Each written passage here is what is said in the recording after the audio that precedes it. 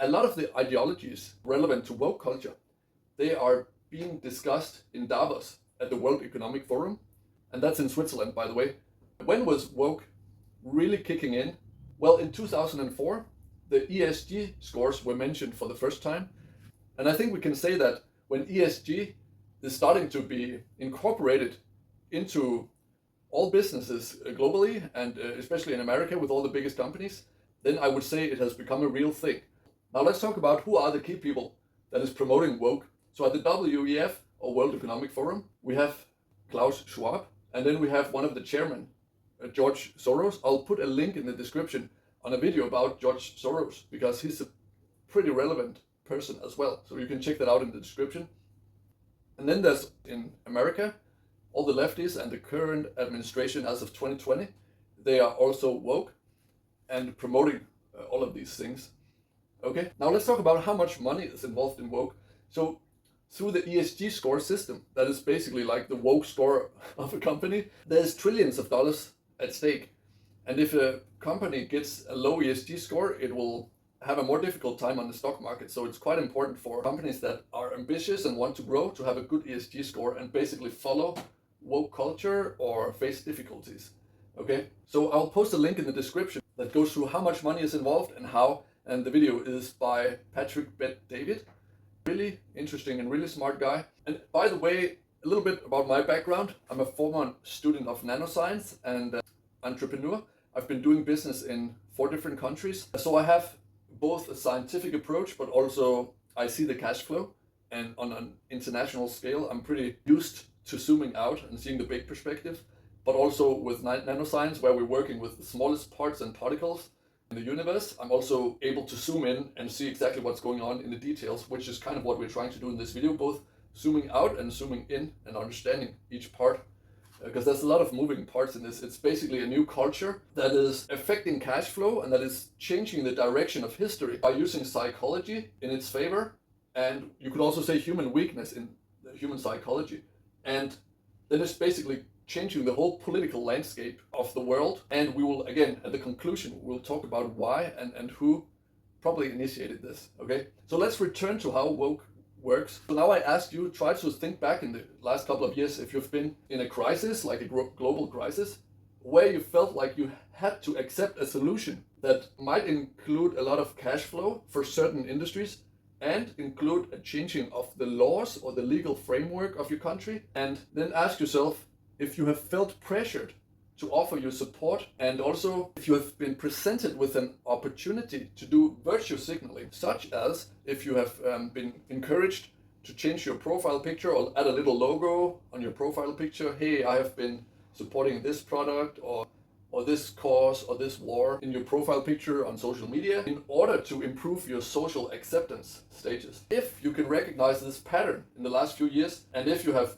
been victim to this, it is a natural thing to do. Like, I'm not blaming you. I'm not blaming anybody who has fallen victim for this system, because it utilizes the strongest psychology. It is the deepest wiring. It's based on family. It's based on love and acceptance in our community, and it's based on survival. So it's very deeply wired mechanisms that they are using in order to promote their woke agenda that will change the landscape of economy, politics, laws, what it means to have human rights or which human rights will be left, and, well, what it even means to be human or have a gender and all that stuff. All that is going to change, and I'm gonna now go towards the conclusion, where I will say that all this is making perfect sense. Like, if you look at the arrival of AI and robotics, right? Because when AI and robotics arrive to replace, or at least help replace the workforce, then the people that are, well, the industrial elites that usually employ the workforce, they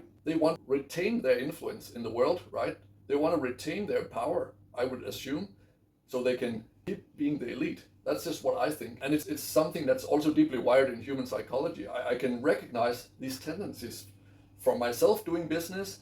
In some cases, I have been close to gaining monopoly in my region where I have a business. And, you know, to be honest, it kind of, a part of me kind of feels good if I can see, oh, now I'm the only business that offers this service in my region, because the others, they had to shut down because they couldn't keep up or something like that.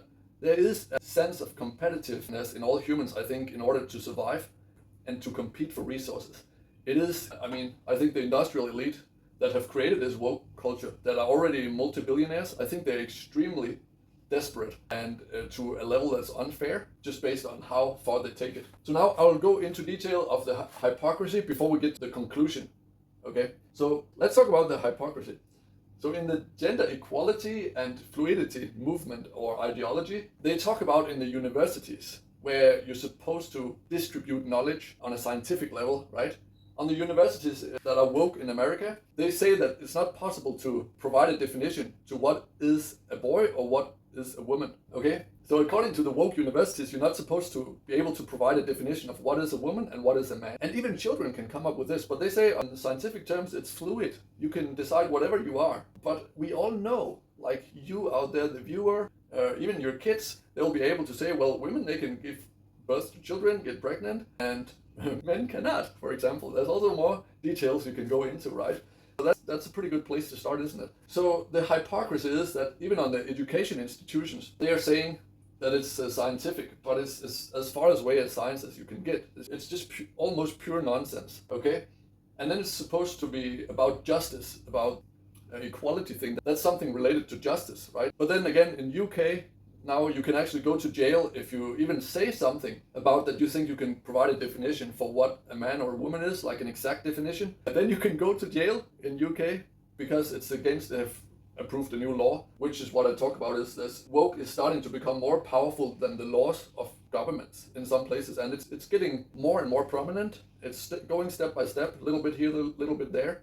But it's pretty frightening that such injustice of going to jail for simply being able to state the obvious truth of the simplest definition of a man or a woman. If you say it online, you can go to jail in UK. Who knows, maybe I have to delete this video in the future. Hopefully not, right? And then the next point of hypocrisy is regarding war support. I already touched on it, but why is there so much talk about you have to support this and this war when you should be working towards peace? And why not find out, okay, if we have $100 billion, why don't we ask who could we give this money in order for them to accept peace?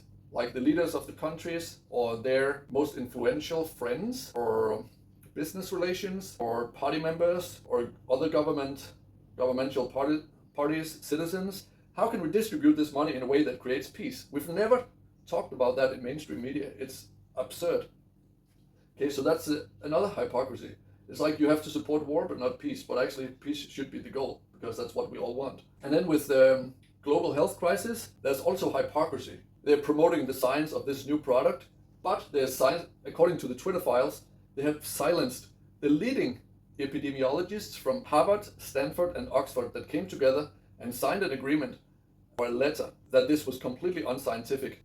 The way this was being managed by the governments of the world was completely unscientific and against knowledge that we have. Another area of hypocrisy is the climate crisis. They say it's the only acceptable solution to the climate crisis is, according to their data or science, to reduce CO2. So they say that they have a lot of knowledge about CO2. But now the hypocrisy is that they don't present any of the historic data or scientific historic data on CO2 levels that are fully accessible. If you do the drilling in the ice cores, both on Greenland or Antarctica, you can drill through the ice and you can extract samples from the ice cores and you can see all the data of CO2 levels, temperatures throughout millions of years, and you will see that climate change is actually ongoing and not only human-made at all. It might be a tiny bit also affected by human activity, but it has always been fluctuating. That's why we have ice ages. They don't even mention ice ages. Like, think about how big of a climate change an ice age is, and it occurs naturally. There's also Milankovitch cycles. I'm going to post a few links about climate change in the description as well. Okay, so now we've talked about the hypocrisy. Now I'm going to go through the conclusions, and you can make your own conclusions as well. And I'll talk about why I think woke has been created and how we can address it, okay? So the conclusion is that woke ideology or woke culture is more powerful than science because it can override science, as we've seen with the health crisis or the gender fluidity issue, that even the best scientist in the world has been silenced in favor of woke culture and ideology. So science is less important or less powerful than woke ideology, okay? That's a conclusion. It's an objective conclusion that anybody will have to accept or agree upon, right? Also, I'll conclude that woke culture is more influential and more powerful than most governments and their constitutional law, because it has been proven through a lot of these crises, especially the health crisis as well, that, for example, the constitutional law of freedom of speech has been cancelled or overridden by woke culture and censorship, silencing the highest educated scientists that we have on the planet in favor of woke and their agenda and their cash flow and transfer of power and wealth, basically. Because that's what's happening with woke. Final conclusion is it's both a transfer of wealth through all these products, but it's also a transfer of citizen human rights, basic human rights and freedoms away from the citizens. So transferring your rights, your human rights, away from you as a citizen into the governments and favoring the big corporations instead. So that's where it's going. It's a transfer of wealth and rights, like human rights, away from humans and away from the people. And then it will be controlled by the people who control these corporations. Okay, so why has woke been created? By who? And why does it make sense? Well, as I touched upon earlier, I would think it all makes perfect sense if you think about the arrival of robots and AI, because the industrial elite that has been employing humanity on factories for centuries now, they no longer need the workforce when the robots arrive to help relieve humans of their work. So they're thinking about how to restructure society and how to restructure basically the global governance, both the governments of each country, but also on a global scale, in their favor. That's what it's all about, in my opinion. You can make your own conclusions, of course. So that's what it's about. So finally, I'll talk about what I think you can do to help. The first thing you can do always is to talk openly with your friends about this. Post about it on social media, like I'm doing this video now, so that people can know that they're not alone. I want you to imagine one thing, and that is that 99.9% of all people actually don't want to be woke. I believe that truly, okay? It's only because they feel pressured to do woke things that it appears as if more people want to do it. And it's powered by mainstream media. They promote it all over the place, so it's almost like gaslighting.